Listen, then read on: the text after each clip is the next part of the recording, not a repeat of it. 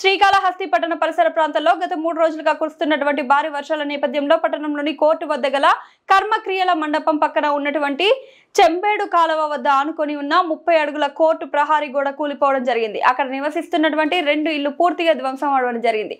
నిర్వాసితులకు భరోసా కల్పించే దిశగా స్థానిక శాసనసభ్యులు బొజ్జల వెంకట సుధిరెడ్డి గారికి వారి సతీమణి బొజ్జల రిషితారెడ్డి గారిపై విషయాన్ని చరవాణి ద్వారా సమాచారం ఇవ్వడం జరిగింది. వెంటనే వారు స్పందిస్తూ రెవెన్యూ అధికారులను, సచివాలయ సిబ్బందిని, మున్సిపల్ శాఖ సిబ్బందిని అప్రమత్తం చేసి వారికి తగిన సూచనలు ఇస్తూ వారికి కావాల్సినటువంటి మౌలిక వసతులను కల్పించాలని ఆదేశించడం జరిగింది.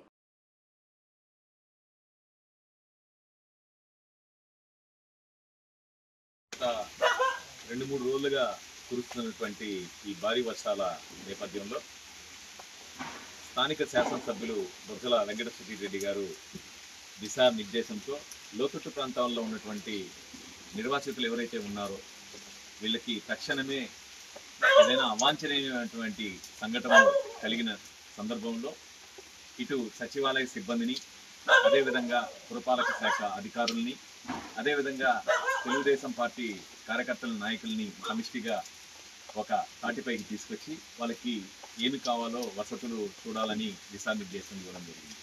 అందులో భాగంగా శ్రీకాళహస్తి నియోజకవర్గంలోనే ఎక్కడికక్కడ తెలుగుదేశం పార్టీకి సంబంధించిన నాయకులు, కార్యకర్తలు, అదేవిధంగా సంబంధిత అధికారులు ఎప్పటికప్పుడు అప్రమత్తమై లోతట్టు ప్రాంతంలో ఉన్నటువంటి నిర్వాసితులకు తగినటువంటి సదుపాయాలు కల్పించే దిశలో ఈ ప్రభుత్వం ముందుకొచ్చిందనేది ఈ సందర్భంగా గుర్తు చేస్తున్నాం.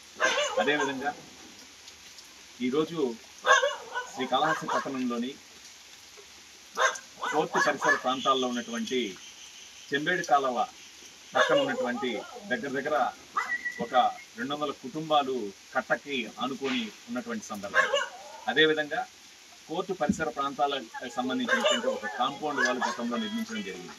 ఈ కాంపౌండ్ వాల్ కూలి ఒక 10 మీటర్లు కూలిపోవడం జరిగింది.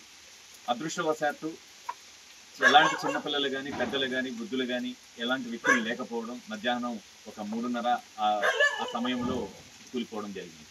ఈ జరిగిపోయిన సందర్భంలో ఇక్కడ ఉన్నటువంటి ఒక ఇల్లు పాక్షికంగా దెబ్బతినడం, అదేవిధంగా ఇంకొక ఇల్లు కూడా పూర్తిగా డ్యామేజ్ అవ్వడం జరిగింది.